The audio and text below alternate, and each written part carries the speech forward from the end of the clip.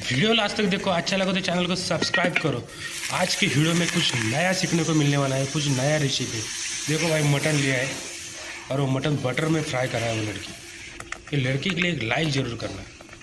ये देखो mutton butter में फ्राई करके लिया है, तो कड़क फ्राई करके लिया है।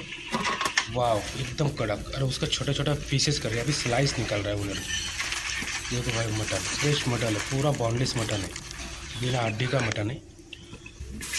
छोटा छोटा स्लाइस मार के कड़े में पानी डाला है, कुछ सॉल्ट डाला है और कुछ वेजिटेबल ऐड किया है और आइस डाला है। देखो भाई वो वेजिटेबल बॉईल करके आइस में डाल दिया। कुछ गजब रेसिपी है भाई।